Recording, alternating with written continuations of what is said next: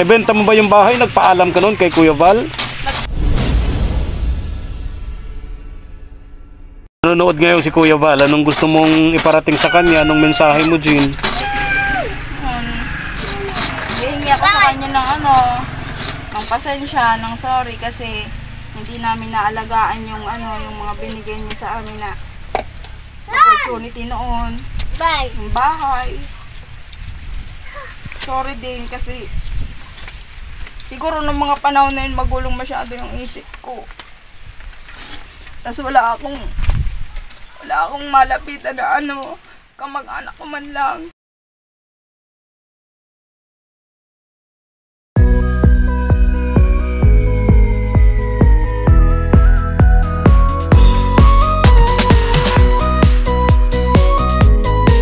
Isang magandang umaga po mga katuwang, isang napakainit na umaga. Ngayong umaga po ng linggo, pupuntahan po natin itong mag-iina po ni na Jean. Naalala niyo po ba si Jean? Yung dati po naming tinutulungan ni Kuya Val Matubang, yung napabahayan po ni Kuya Val sa pamagitan ng kanyang mga sponsors. Ang malungkot, pagkatapos mapabahayan mga katuwang, ibinenta yung bahay. Kaya umani po ito ng napakaraming negative comments mga bashers dahil po sa inugalit po. And then palipat-lipat na po ito ng lugar. Then lagi po siya nag-message sa akin. Tinutulungan po natin mga katuwang. Yung huling vlog po natin sa kanila, yung papunta na sila ng Cavite City. Pero bago yan, marami po tayong nadalang tulong sa kanila. And kakalungkot nga lamang kasi ngayon paulit-ulit na naman yung message sa atin.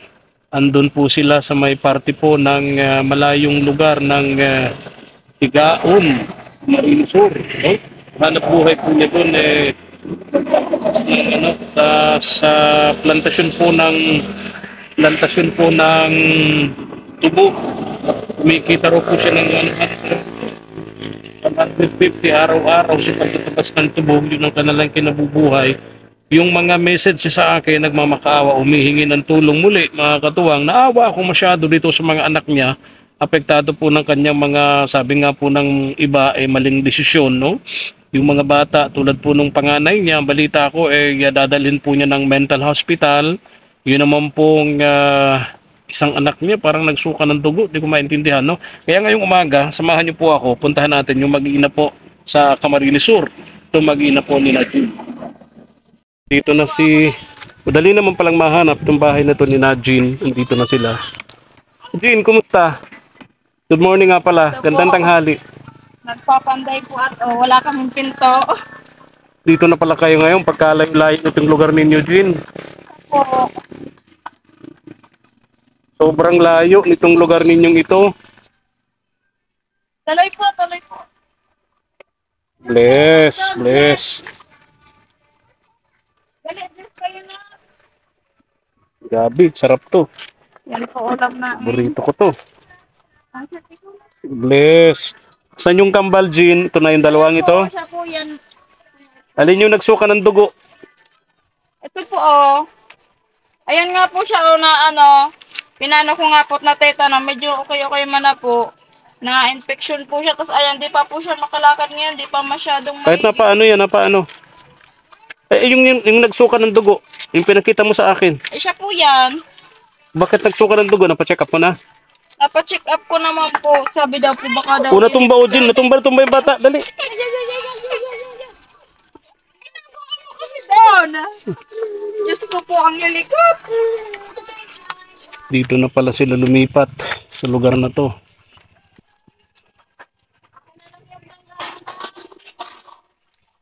Makalayo.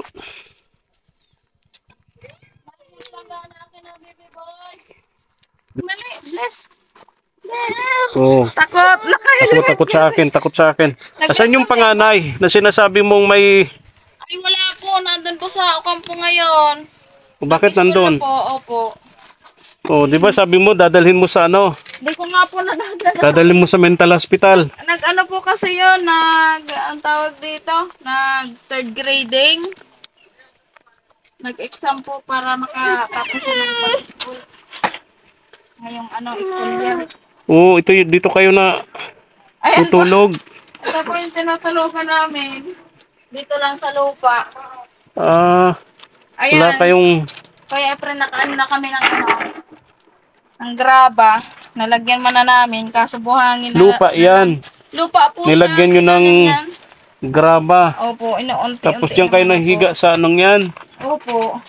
Yan parang Ano papag po yan, nyo. Oh, butas-butas nga po. Paano kayo nagkakasya dyan?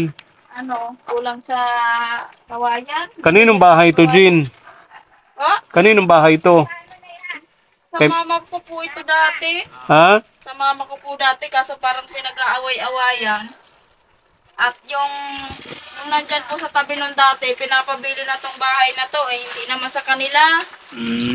Huwag ka nang magbanggit ng kung ano-ano pa mamaya eh.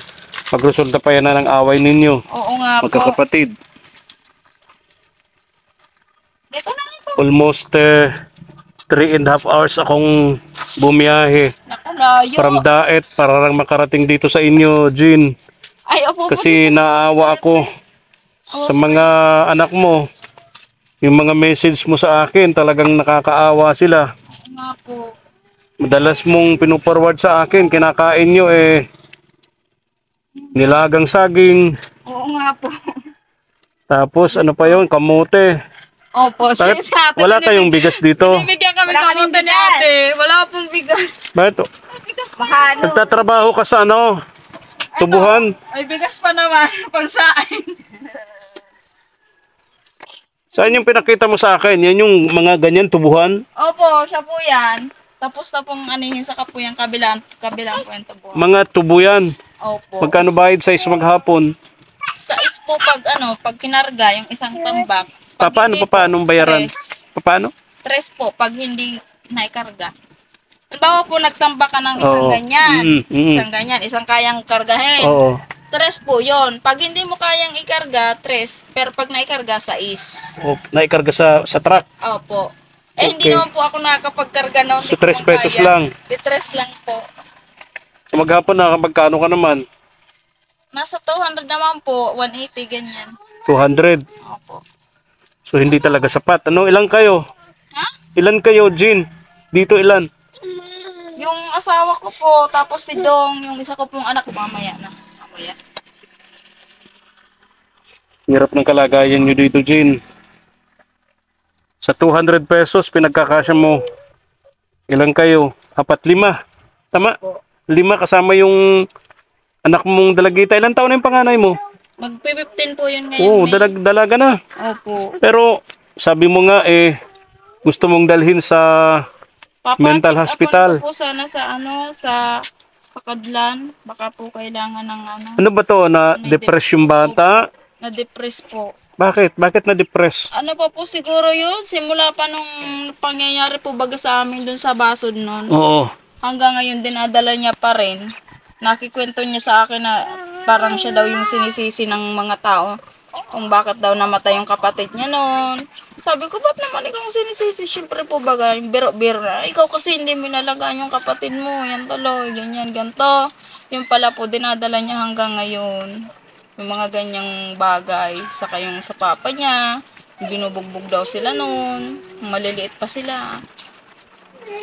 Di niya daw alam kung ano nang nagaano-ano sa utak niya, sa ulo niya. Basta natutulala na lang daw siya. Tapos minsan daw na ano siya, nagigising na lang na may ginawa na pala siya na hindi niya alam. Kinikwento na lang sa kanya ng mga auntie ko na gano'n, nagbawawala ka, ganyan, gusto mo pumiglas, gusto mo tumakbo, tapos maglalaslas ka na, ganyan. Yung sabi nila, hindi ko naman alam na ganyan na pala ginagawa ko, sabi niya. May mga, ano yung madalas mangyari sa bata? 2 years na po. Nung una po, 2 taon nang paulit-ulit na gano'n. opo, nung una po, medyo ano Pag lang. sinusumpong siya, hindi niya alam yung Opo. ginagawa niya. Tulad kaya ng pa halimbawa, nung una. maglalaslas. Nung una po, tamang iyak-iyak lang, sigaw-sigaw. Pero nito pong mga nakaraan, talaga pong maglalaslas na siya. Saka, 2 times na sa sa isang linggo mangyari. 3 Malala beses, na po. isang linggo na mangyari. Opo. So Isang kailangan buwan na yan, talagang ganyan. mapacheck upan yun. Yun nga po ang ko sa kanya. Tapos sabi ko kung naandito siya, ano nga kung pakiramdam mo, nag-iigi naman. Yun, pag Pag nakakasama niya kami, yung nakakalimot siya dun sa kung anong iniisip niya, nalilibang siya pag-alaga sa mga kapatid niya, bihira na siyang sumpungin. As ngayon, pinabalik ko muna siya doon at nag third grading po baga nag-exam para kako. At least nag-aaral yung bata. Nag-aaral yung bata. Opo, nag-aaral po. Anong grade na? Grade 3 po yata yun. Ha? Grade 3 po. Grade 3. 15 years old. Opo, gawa po baga nung nandun kami sa ano, palipat-lipat kami doon, tas patigil-tigil. Ito mga anak mo ito, mga nag-eskwela to? Hindi pa po, magpa-5 pa lang sila. Yun lang panganay mo ang nag-eskwela. Yung sunod pa po, yung lalaki, nag-eskwela po yun dyan. Anong grade? Grade 1. Anong taon na yun? Magte-12 po. 12, grade 1. So 12, grade 1, 15, grade 3. Opo. Yun yung mga panganay mo. Itong tatlo, hindi pa naman, mga bata pa Hindi to. pa na. Ano po kasi yun, nung nasa basod kami, patigil-tigil sila doon. Tapos minsan hindi sila nakakapasok, na-out na. Tapos nung nag-COVID pa noon, hindi na naman naipagpatuloy yung pag-eskwela. Kaya hindi na tuloy-tuloy. Siguro ko kako baka na-stress na din yung panganay ko gawa ng binubuli nga po siya sa school na malaki na daw tapos grade 3 pa lang. Isa pa po yun sa parang nagaano sa kanya. Kaya nasakit yung ulo niya. Nadagdag na dun sa mga pinoproblema niya. Kaya di ko marin maiwasan na maawa ako. Oo nga, nangyari sa atin yung sabi ko, kung ako nagpatalo sa depression ko, baka ako ngayon, baliw na din ako. Sabi ko sa kanya, kung wala pa yan, di pa yan pagdaraanan mo. Ako nga, dami kong pinagdaanan na problema, pero na ito pa din ako. Para kako sa inyo. Alam mo, Jin, kakalungkot yung mga nangyayari sa'yo, sa pamilya mo, no? Mula sa daet, sa basod, nagpalipat-lipat kayong mag-ina, hanggang sa nakarating ng Cavite, tapos lately, eto na naman kayo rito sa lugar na to ng Tigaon. At least may natitirhan kayo ritong bahay, Jin. Oo nga po, sabi ko, di kagaya doon. Kung saan kami doon. Magluto si Jin ng gabi. Maluto ako ng gabi. Paborito ko tong gabi. Wala kang trabaho ngayon? Wala po. Sabado po. Sabado, linggo ngayon. Ay, ayan. Pati ba naman yung admin? Di ka na nagmamalay ng araw, Jin. Pati ba naman yung araw, di ko na namamalayan. Mali na. Linggo ngayon. Linggo na pala ngayon, sorry. Anak buhay nila dito mga katuwang, magtanim ng tubo. Yan, tubuhan po yung mga katuwang.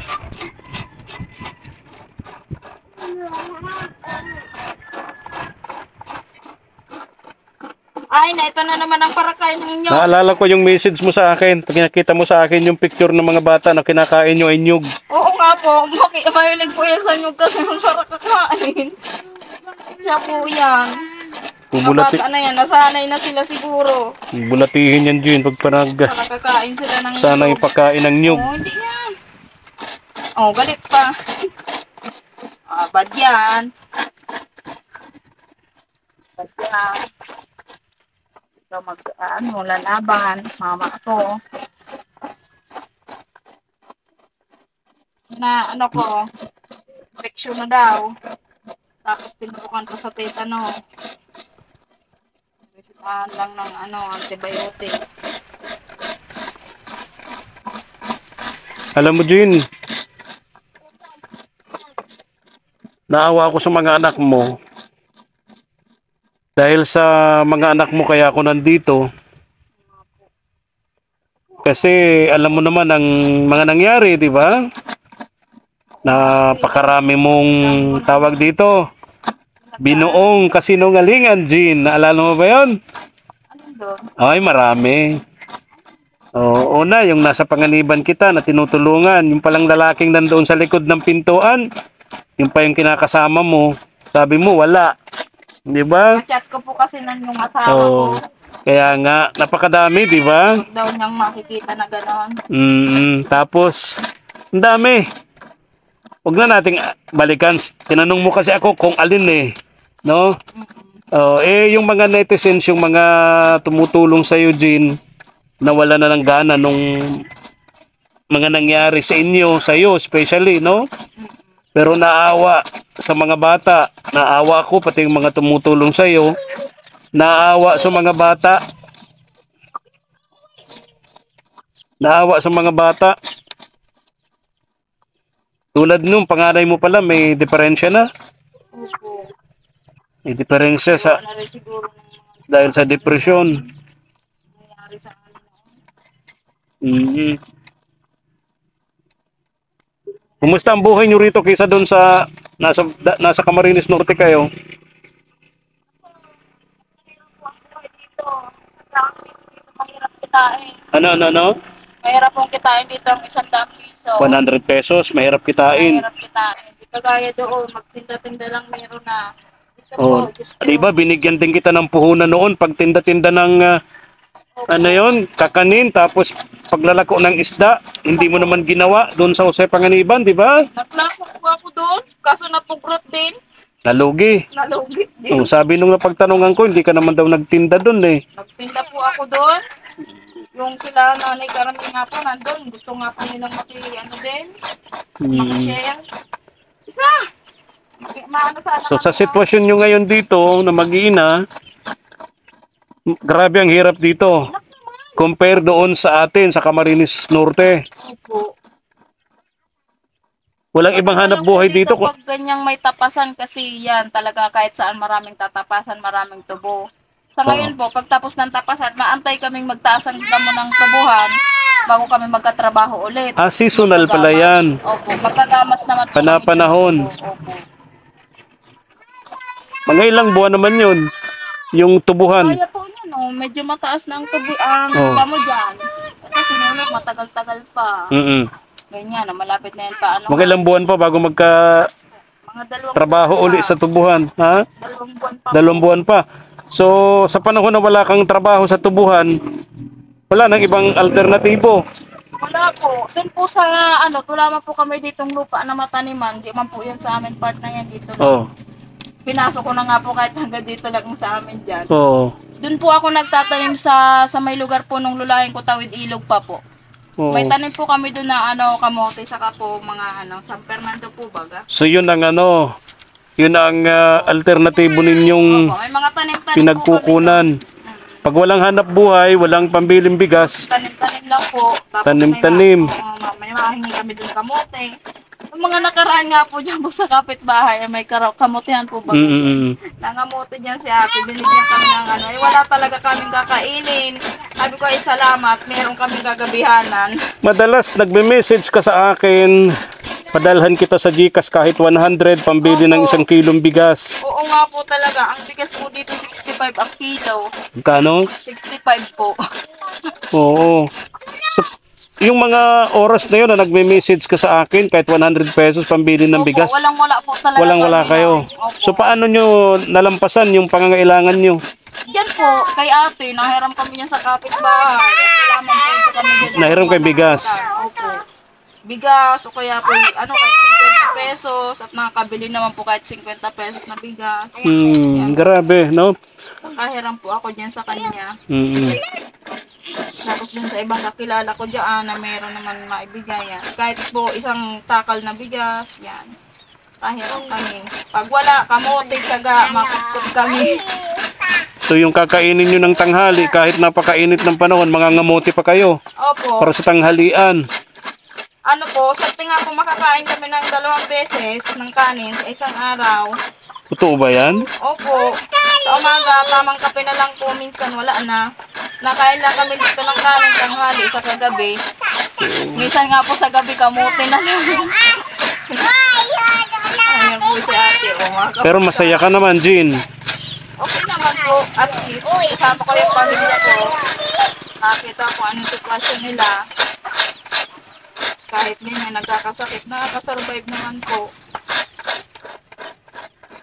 Ang gusto ko lang sana yung mapaayos yung loob ng yung higaan po baga.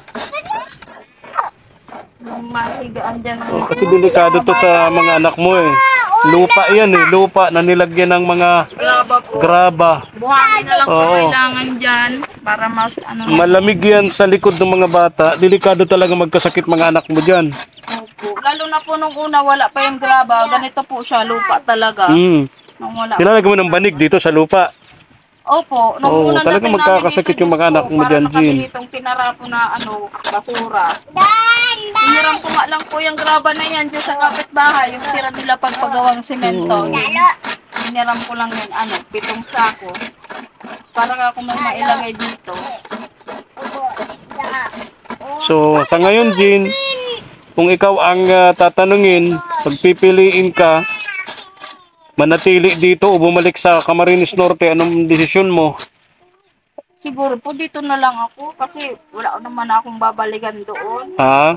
Wala naman na po akong babalikan doon sa Cam Norte. Kasi binenta mo na yung bahay eh, no? Sayang. Diba, Jean? Opo, saka puro po kasi yung side ng asawa ko dati. Oo, kaya ka umalis doon. Nabenta ko na po. Kaya mo ibinenta yung bahay. Opo. Pero nung ibenta mo ba yung bahay, nagpaalam ka noon kay Kuya Val? Nagpaalam po ako sa kanya, kaso messenger lang.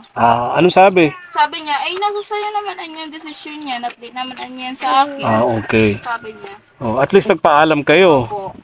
Mm-mm. Paalam po. Kaya po nagtaka ako nung huling vlog ni Kuya Bal doon na parang nagulat pa siya na wala na kami. Oo. Kasi akala niya nagbibiro lang ako na noon ding oras na yun aalis kami. Sabi niya, antayin siya. Hindi ko naman na po naantay.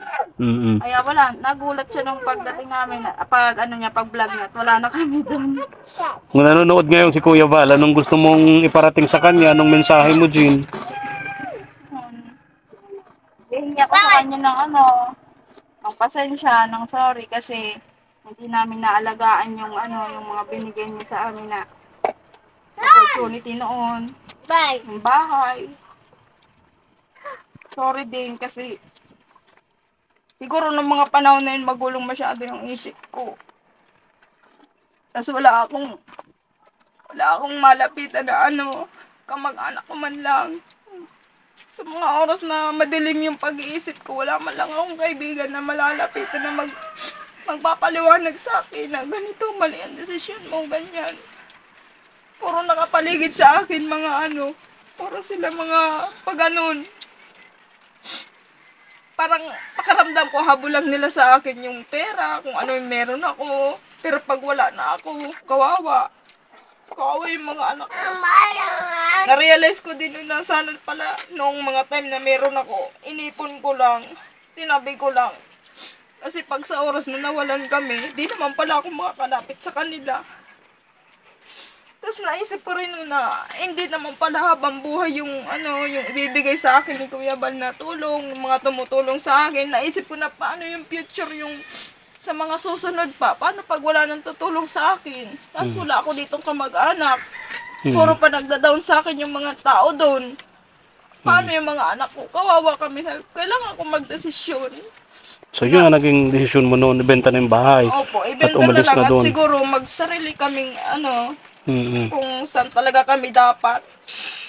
Ayun. Kaya, di ba sinasabi ko nga sa iyo noon, Jean, yung mga tulong na dinadala namin noon sa iyo, pahalagahan mo, hawakan mo mabuti kasi hindi habang buhay may darating na tulong para sa inyong mag-iina, no? Ang naisip ko na, hindi habang buhay na ganito. Dapat magkaroon din ako ng sarili kong. So ngayon, aral yun sa iyo, Jean. Oo nga po. Nagkaroon ka ng leksyon, sa mga nangyari sa buhay ninyong mag-iina. Namatayan ka ng anak. Tapos yung panganay mo pa may problema, di ba? Oo nga po. Depressed na depressed. Kailan mo gustong ipa-check up ito sa mental hospital? Malayo kasi dito yung Kadlan, di ba? Layo. Opo, sa may pini lang po. Bago dumating ng naga. Oo. Kahit anong oras po, yan pag may pera. O natumba yung bata. Kulang kasi ako. Kulang ikaw nagkakahit si mama at naluto akong kulang. Buti may kapitbahay kayo rito kahit paano naman nalalapitan nyo. Oo sa nga mga po, oras si na walang-wala ate. talaga kayo. Kailan-kailan lang po yung naglipat dyan. Kaya natuwa din ako nung maglipat na dyan kasi May kapitbahay kayo. Opo. Kung ako sana ay makakapag-negosyo dito, Anong negosyo kung sakasakali, Jean? yun na nga ang tinatanong ko sa Kung anong pwede rito, no? Kasi ang nandito naman, puro pagtatanim eh, no? Opo. mga Kukunti ang, Oo. kukunti ang tao. Kukunti ang tao rito sa lugar ninyo. Ang trabaho po nila dyan, nagtsatsyanggi po sila, nagbibili sila ng mga ganyan saging, Mm-mm. mga bangkukan, San Fernando. Tinitinda po sa palengke. Yun po ang ano nila dyan, pinagkaka-anuhan. Dito na, nak. Huwag ka na maggayod. Huwag ka na maggayod. Dito na, dali. Oh, wait, Kaya yung mga tao dyan, madaling araw na Iinang gising ito. pa. Ang iniinom nilang tubig galing sa puso. Galing sa puso. Mabuti din nagkakasakit ang mga anak mo sa iniinom na tubig. Hindi naman, Galing sa bomba. Ha? hindi naman. Hindi naman, nasanay na. Ilang buwan na kayo dito, Jean? Po, Ilang buwan na kayo dito? September pa po kami. Matagal na pala kayo dito. September. Tagal na pala kayo. Nga po, mga tanim-tanim ko na lang po yun. Kung mga tanim-tanim yan. Opo, saka ito sa harap. Ano po dito, gubat na gubat pagdating namin. Wala itong kusina, ganyan lang yan, bubong lang. Ako na lang po nagkabit. Ikaw nagpara panday-panday. Opo, yan. Tanong-tanong ko na lang po yan dyan, mga saging-saging. Kay ate yan galing saging. Tapos ang bahay namin wala pang pinto. Oo nga, walang pinto. Wala Oh. kasi paminto ang wala. Wala nga pinto. Pag ganyan, Tapos yung tulugan nila, yun. Mga bato-bato. Lupa nilagyan ng mga maliliit na graba. Saka yung pinto. Alagyan mo ng pinto. wala pang kung kahit saan plywood. Pero pinto. Ngayon, kahoy. So, maraming salamat po Kuya Efren kasi kahit sobrang layo nitong lugar namin, nakarating ka po. Ilang oras ang biyahe, Diyos ko.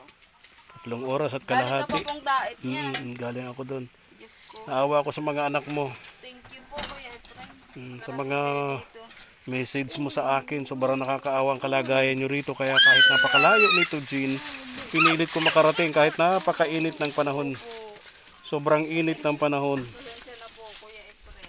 At ang dami kong pinag-ano sa'yo mga chat. Ano? Kasi sa'yo, ang kulit ko. Oo, naintindihan naman kita. Para sa mga anak mo syempre. Opo. Wala kayong makain. Normal yun syempre sa isang nanay na gumawa ng mga pamamaraan para may pagkain yung mga anak niya. At least may bigas kayo ngayon. Ito po, pansaing na lang ngayon, mamaya wala naman. Ang kukulit ng mga batang ini. Ang kukulit mo baga. Sabi mo na dyan at ako'y magkukulay. Sabi. Nung mga time na yun ay depressed din ako. Alis na ako, Jean, ha? Wag, baka mapuk. Oh, bili kayo ng bigas, mga anak mo, oh. Ha? Thank you po. Bili ka ng thank you. bigas, ha? Babalik ako dito, ha? Opo, maraming salamat po, Kuya Efren. Sabi mo, makapagbalik ko dito, wala na kayo? Wala na ako. Bakit? Baka ako, trabaho sa Batangas. Sino mag-aalaga dito sa mga maliliit mong anak? Yung yung panganay ko. Nako, delikado yun, Jean. Sabi mo nga, may sakit na depresyon yung panganay mo. Oo nga po. Baka mamaya, abutin yun. Yun na nga po ang pinag-iisipan ko. At kasi iniisip ko, ngayong wala pa naman trabaho ngayong mga buwan na ito. Isang kami makuha ng pang namin, araw-araw.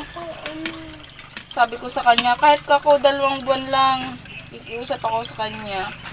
Kahit ako 2 buwan lang, sabi niya naman, pagamot mo muna ako, mama. Sabi nung anak mo. Oo, pagamot mo muna ako, sabi niya. Willing naman daw siya mag-alaga ng mga kapatid niya. Basta sabi niya, pagamot ko muna daw siya. Ramdam niya yung mga... Saan ako makuha ang pampagamot, kaya makakuha ko matrabaho para lahat ng natin ay gawa ng Ang request ng anak mong 15 anyos, ipagamot sa mental hospital. Opo. Para maano yung kung ano man yung gumugulo sa kanya. Sabi po ay pinapainom daw yun ng gamot. May nire-reseta daw doon. So, merong gamot para doon eh. Pero mahal ng mga gamot doon, Jean. Hindi ko nga po. Suggestion ko sa'yo wag mo munang itiwala itong 3 maliliit mong anak doon sa panganay mo na may sakit na depresyon. Opo. No? Masyadong delikado yun. Masyadong delikado, Jean. Marami ako nababalitang ganyan. Sabi mo nga, may mga ginagawa siyang kakaiba, hindi niya alam. Opo, yun na nga po ay. Diba? Bigla siyang abutin ni kaparatepat ng mga kapatid. Kaya nga. O, ingat kayo ha. Opo, Kuya Efren, ingat po. Babalikan ko kayo rito, no? O, wag mong iwawala yung SIM card mo. Opo. Para kung sakasakaling mag-message ako kung nandito pa kayo, no? Opo, sige po. Okay, pasensya na, matagal-tagal akong hindi nakarating dito. Sa sobrang layo ba naman ito? Okay lang po. No? Hindi ko nga po expected na talagang mapunta po kayo. Grabing init pati. Pinilit ko lang makarating dahil naawa ko sa mga anak mo. Ha? Salamat po Kuya Efren. Okay. Ayusin mo, ha? Opo. Jean, mga anak mo kawawa naman, ano? Alis na ako, ha?